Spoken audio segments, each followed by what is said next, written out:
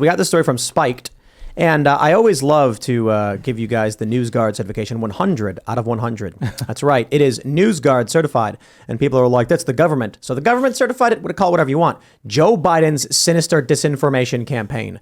They say last week it was revealed that shortly before the 2020 election, Joe Biden's presidential campaign conspired with 51 former spies to discredit the New York Post discoveries from the Hunter Biden laptop. That is to say, a person running for office conspired with government officials to discredit a news story that could harm their campaign. And by the way, when Michael Morell was asked under oath why he did it, he said it was because he wanted Joe Biden to be elected. He just straight up said that.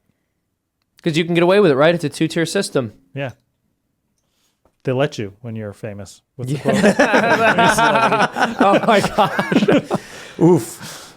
So, well, there you go. Does this mean that the country doesn't exist or something? It means it's not our country anymore.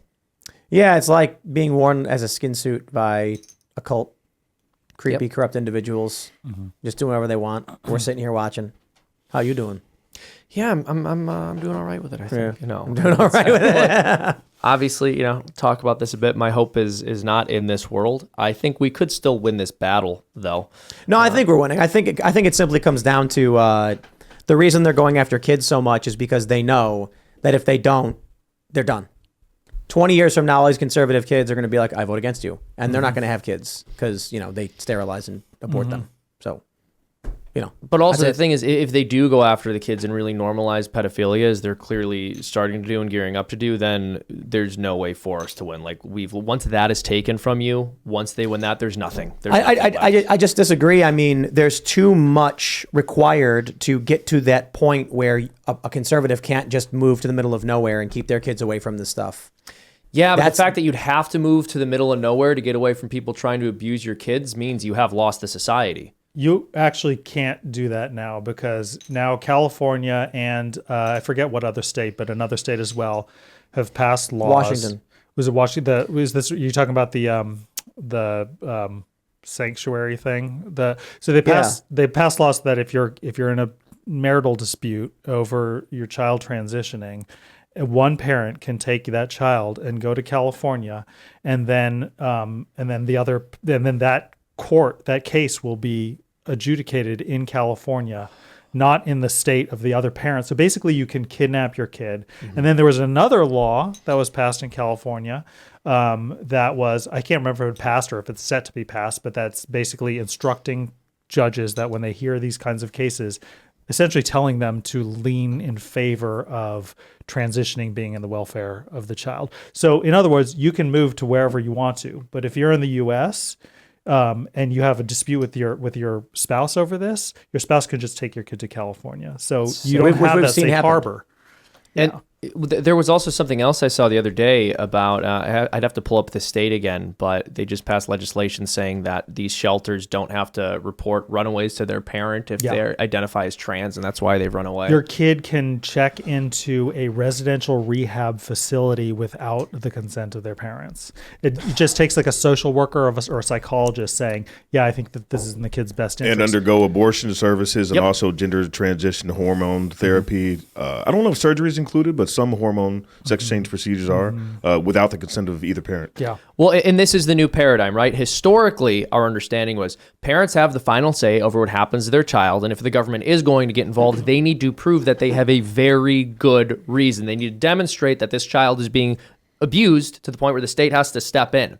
Now it's the exact opposite. Right. The state has the final say over what your kid gets to do. The parent has to prove that they should have their concerns heard about their own child. The law in California that is just referred to, actually, the law was they took the existing statute, which said that a kid can check into a residential rehab facility if, number one, a psychologist or social worker or something recommends it, and number two, that kid has been abused or a victim of incest in the household. In those cases, the prior law was, in those cases, that kid could go to a residential rehab facility without the parents' consent. That's a good law. That makes sense, right? The new law just struck out the part about abuse or victim of incest. Well, they're going to say the parents are the abusers for not wanting to transition their kids. Because it's projection. Because the left never says, we're not doing that, or what we're doing isn't as bad as what you think. They say, you're doing it. We're not abusing these kids. You're abusing these kids. Right. So it's state kidnapping. Yep. I mean, that's basically what it is. It's the state is allowed to kidnap your kid. So, like, I didn't watch the full video with what Biden said. I watched the little segment where he was talking about, you don't own your kids or whatever. So I don't want to speak to what the context was. I don't want to be surprised by what. But it is sort of like in the context of these laws that are being passed. I feel like I tweeted about this, like 20 years ago, the religious right used to talk about how the left wanted to destroy the nuclear family. And at the time, I thought that was ridiculous and hyperbole. And it probably was ridiculous and hyperbole at the time. But now it's like, well, that's actually what these laws amount to. They're saying that the parent doesn't need to give consent, that the biggest threats to the children come from the parents, and that the state and psychologists and social workers need to take custody of that kid to protect them from their parents. Yeah, we got sanctuary states now for sex change surgeries. Yep. What did Joe Biden just say today, Seamus? He said that you don't own your child, the nation does. He's like, it's not your kid, it's not someone else's kid, it's the nation's kid, to paraphrase. What a creep. Yeah, it's extremely creepy. Yeah. I get to sniff. You can't tell me not to sniff their hair, man. I'm gonna get those hairs in my nostrils. But I think to what you're saying, that it's probably true that your average liberal person 20 years ago wasn't going about the revolutionary change that they were trying to instate by saying, I want to destroy the family. But all of the intellectual thought leaders of the left going back decades did openly say that was their goal. True. I mean, yeah, the radical fringe of the left was definitely saying those things, like the nuclear family is an oppressive structure, blah, blah, blah, blah. And who cares, right? Because there's a radical fringe on the left, there's a radical fringe on the right, and they're all crazy, and we can just like ignore them for the most part. That used to be the case. Yeah. And now, I mean, so that's the difference, right? It was like normie liberals, and it remains the case that normie liberals don't want to destroy the nuclear family. But we are in a situation in which those radical fringe activists now can't be ignored anymore, because they have power over state legislators, and they have power over federal legislators, arguably, but certainly state legislators in California. So now this stuff is becoming law, and it's going to spread, because they're what's happening on the left right now too is they're working with younger people to get them elected into these offices. Moms Demand Action, some of the anti-gun organizations are working with 18 to 24-year-olds to teach them and train them how to get into these positions so they can start changing the law from the inside and expanding that agenda. Yeah. Welcome to the new country, I guess. Yeah. I'm still confident that we're going to win, though.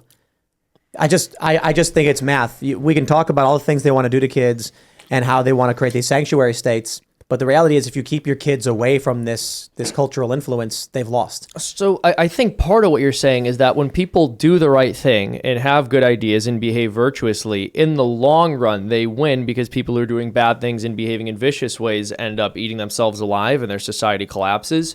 But if the rot spreads so far within your culture that it completely usurps it, well, then your entire civilization collapses before that good can eventually win out once people try to rebuild from the ashes. And I'm not saying that that's a guarantee here. What I am saying is I agree with you that in the long run, good wins, but that doesn't mean America is still around 100 years from now. America will be around. It just won't be the same. And I'm not saying that there won't be a collapse, a long fall, or a civil war, or whatever. I'm just I know saying, you're not saying there won't be a civil war or collapse. Yeah, the right's going to win. It's basically, there's like historical precedents. Very rarely do I mean, let's put it this way. The left, they aren't anti-gun. Liberals are anti-gun. Yeah. The left likes guns. But you still can't compare a soy boy to like a military veteran. Yeah. And the left likes to show these big fat militia guys, and they're like, haha, like that guy could go toe to toe with the National Guardsman. And it's like, dude, the National Guard would be split the same as any other part of this country. And I got news for these guys. The big fat militia guy probably is still better trained with a gun than a soy boy. Than someone like leftist Antifa guy. The left has the John Brown Gun Club and like a bunch of these, the Socialist Rifle Association or whatever. Right. And those guys are probably a lot better with weapons. But that big fat militia guy is going to be better than the average thin, scrawny vegan soy boy dude. I mean, isn't it really hyperpolarizing though to see these distinct individuals, these stereotypes? On the right, you have the stereotype of the morbidly obese militia guy. And on the left, you have the gaunt and frail Antifa guy. Isn't it kind of weird? Maybe it's something to do with being vegan. No offense to vegans. I got no beef. I'm just saying, a lot of vegans aren't getting enough protein. They don't got no beef either, bro. Quite literally, no beef. Yeah. No beef. Yeah, so I don't know. Long story short, I just don't see how the left can possibly win if they don't have kids. I mean, one thing to pay attention to is that a lot of the stuff with the trans stuff, and I want to stipulate this by saying I do not have a problem with adults transitioning. Don't care. That's fine. Do what you want to. It's the kids who concerns me. But a lot of it's the bluest cities in the bluest states where a lot of this, where the most affirming is happening, both not just at the medical level, but also in the schools and just in the general culture.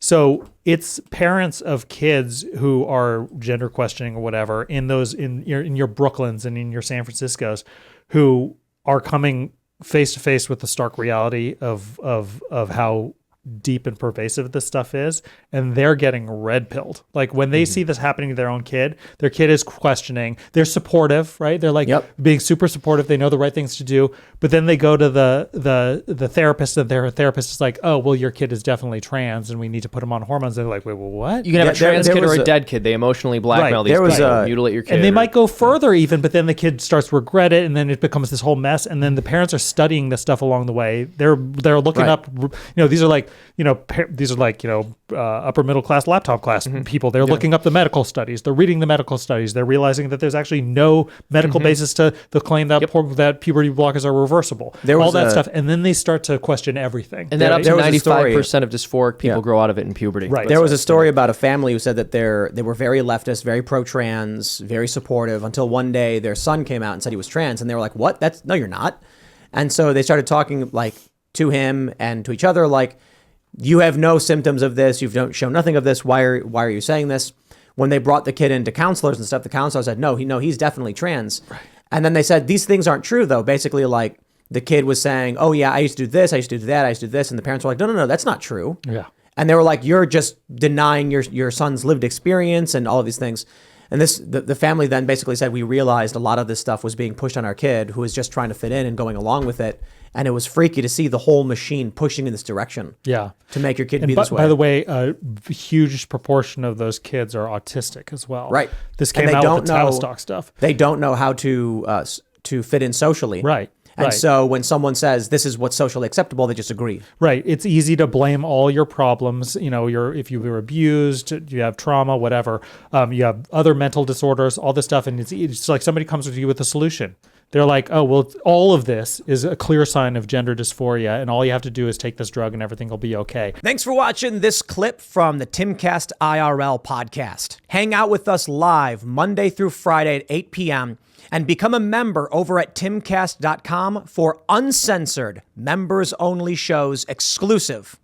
Thanks for hanging out, and we'll see you all next time.